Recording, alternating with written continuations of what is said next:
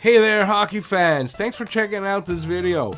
This is my second video for the 2025 Habs draft prospects. The Habs have the 16th and 17th picks in the first round. They may trade one or both picks to find their second line center that they desperately need, but they may not. Justin Carbonneau, in my opinion, should be a prospect they're looking at. An offensive dynamo. He had 46 goals, 43 assists, and 89 points in 62 games last season, moving up the rankings into the 10 to 20 range. Top 6 scoring winger potential, a local kid with a huge upside. Here's what I found out from a couple of scouting reports, Last Word on Sports and the Hockey Writers, about the Armada's Justin Carbonneau. Carbonneau plays in the QMJHL, which is the Quebec Maritimes Junior Hockey League for the Blainville-Boisbriand Armada. He was born in Lévis, Quebec, so he's a local kid. 6'1", 192 pounds. He's a right shot, right wing, high-scoring right wing, as we'll see when we get to his stats. But let's take a look at his rankings. Here is the Central Scouting North American Skaters. They have him at 16. Now that's North American skater, so he could go a little higher, he could go lower because, there's going to be some European guys in there, right? We got hockey prospecting. They have him at 17, which is exactly where Montreal is picking. You've got Corey Pronman, has him at 18, just outside, so he's right in that ballpark. And then the Athletic did a mock draft, and they have him at 17 as well, which is right there where Montreal is. Now, these are some other rankings besides Central Scouting and the other ones I mentioned. Mackenzie has him at 17. But you can see in there, he's ranked anywhere in this one from 13th to one outlier at 22nd, but he's right in the ballpark for Montreal. And I think there's a good chance that Montreal is going to pick him. Let's take a look at his stats. Last season, he was a point-per-game player for the first time in his young career. So that could be an outlier, but it could just be a developing player who is, coming into his skills and, is going to start being an offensive force. So I don't think that'll throw anybody off. I did Carter Bear the other day, and he had point per game player like all the way through everywhere he was. But it doesn't mean that there's anything wrong with this. So listen, if you're liking these videos, hit that like button. And consider hitting that subscribe button if you haven't already. And you can also share the videos with your friends. Really appreciate that. All right, let's see what Carbonneau's all about. Let's see what he's all about. A player who can do anything on the ice. He's a force on the ice in any zone. Explosive skill set and speed.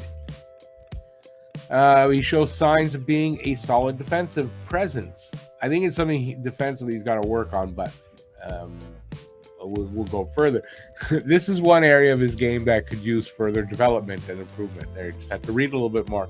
He gets open ice by with using his speed and stick handling. I think he's a really fast skater from the highlights that you saw. Guy's got wheels. Steadily climbed the draft rankings this season.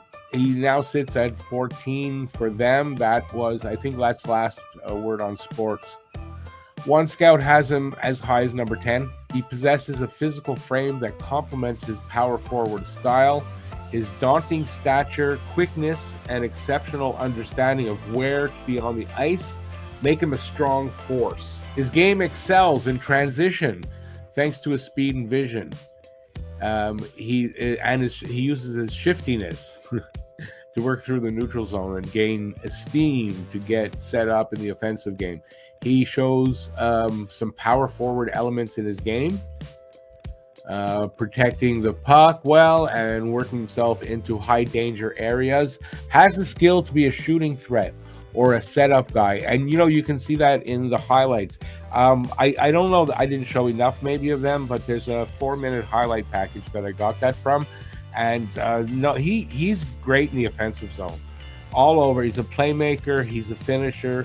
He's a really I really like what I saw in those highlights. Now those are his highlights. Obviously, is going to show all the good stuff, but the good stuff is good.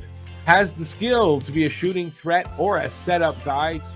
He has the ability to shoot from any position and spot in the offensive zone. Yes, he can shoot from anywhere and score from anywhere. He's got a great release. And let's see, his passing ability is strong. He's a playmaker, so you kind of need that if you're making plays. He has all the makings of being an offensive force at the next level. Biggest downfall now to his offensive game seems to be that even though he plays with good pace and has the speed to make plays, he tends to play too quickly and tries to do too much himself from time to time. You can coach that out of him. You can coach that out of him. I don't think that's a problem. Improvements in this aspect of his game will come from maturation and slowing down his game, as I said, getting older, obviously, and coaching. He's most effective when he's moving his feet, as are most players. His straight line speed is above average for his size. There are some knocks on his skating, but skating is coachable. I'm not worried about that. Once on the rush, he can use his speed and frame to drive around the defender or cut to the middle. And in the highlights, you see that he cuts to the middle a lot. And he can deke and twist and turn around guys. He's fun to watch in the offensive zone. His hands are of exceptional benefit to his offensive game and some of the best in this class. Let's see, creativity and vision. He has that. Finished second in the queue this season in points with 89 points in 62 games. An offensive force so far, right, in junior. He's a threat to play in any situation because, no, I don't think it's him that with the defensive. He doesn't have much of a defensive game. Offensive situation, I think, is what they mean. Whether it's special teams, power play, a checking role, because he got size and he can be physical. He's not a big guy that doesn't use his body. Goal scoring, obviously, or playmaking.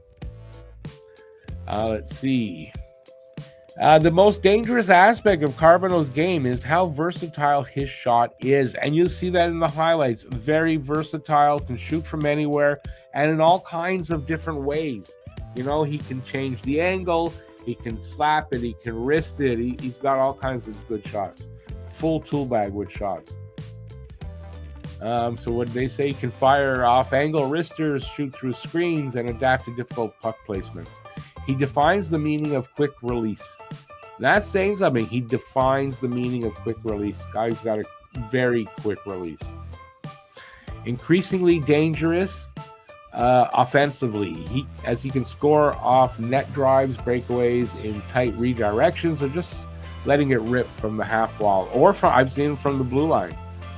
So the guy can shoot. There's no doubt about it. Now, defensive liabilities, or as it says there, work in progress off the puck. He angles well through the neutral zone, uses his stick actively, shows strong urgency when reloading after turnover. So this all sounds okay.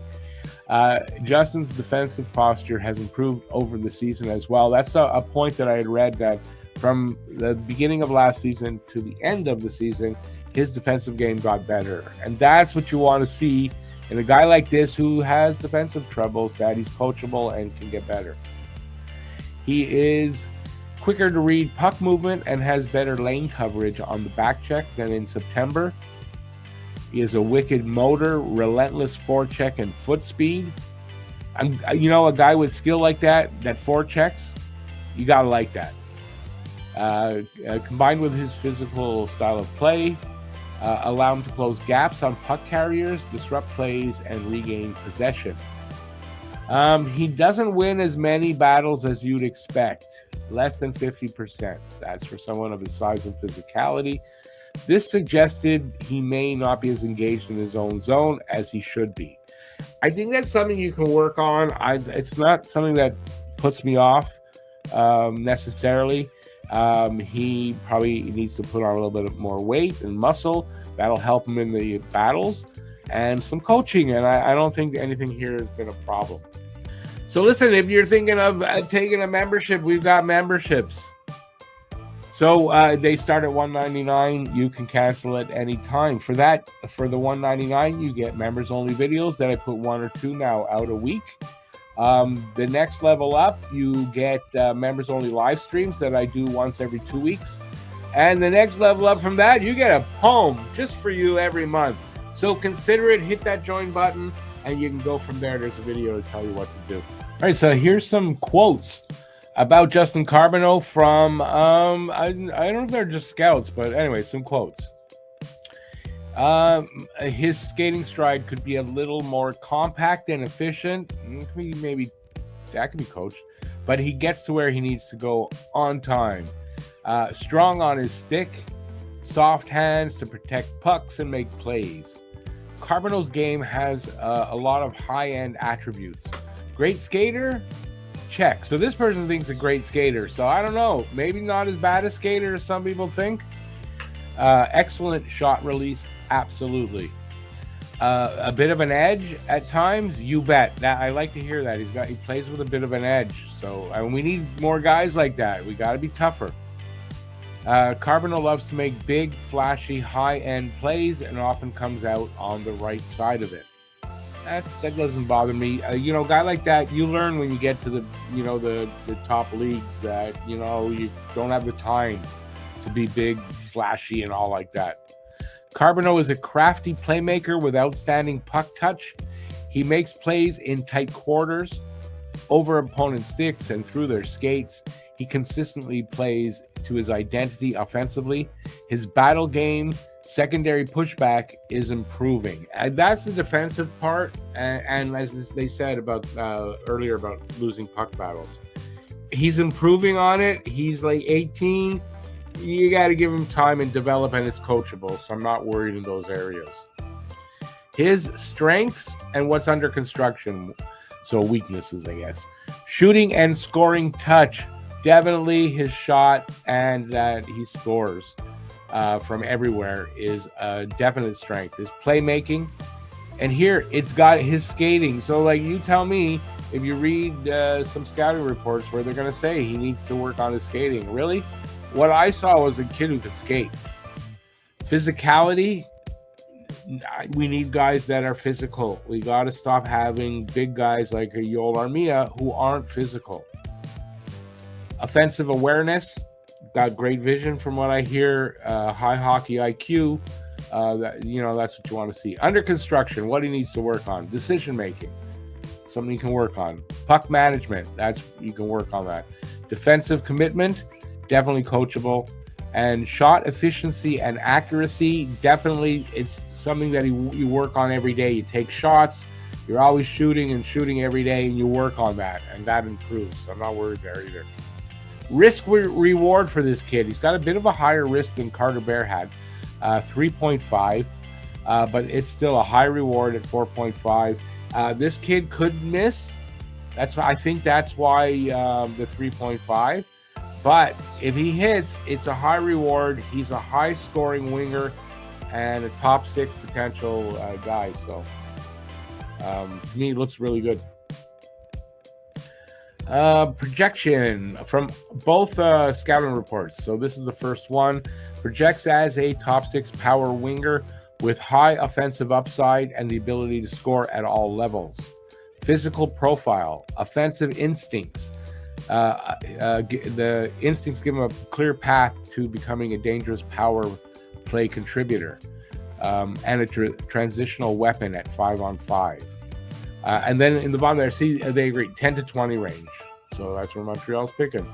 The next site, I think this one is the Hockey Writers, has potential to be a top 6 forward who can score, basically saying the same thing. Shooting skills and offensive instincts make him a valuable asset on the power play. His physicality and strong skating.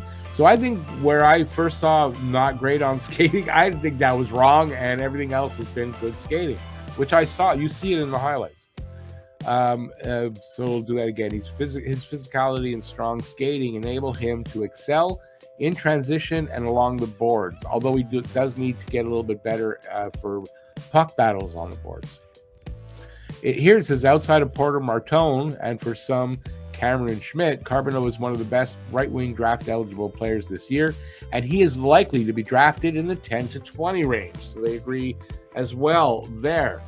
And then that's it. I don't have anything else. Let me know what you think in the comment section about Justin Carbonneau and what you see here. Go take a look. There's a bunch of highlights packages. You can take a look. And I don't know. This kid, visually, from what I see in the highlights packages, I kind of like a little bit more than Carter Bear, even though there's a little higher risk apparently. So, but I really like what I see in this kid. If he can translate that game into the higher levels and reach the NHL, this kid could be a really solid, if not exceptional, offensive player on the wing. So let me know in the comment section about what you thought of this video and about what you think of Justin Carbonneau and whether you think Montreal might take him. And that's it. Till next time, stay safe out there. Peace out. Thanks for watching this video, and I will see you next time. Ciao, everybody, and go Habs, go! Thanks for watching. If you like this, give a thumbs up, leave a comment, and please share this video.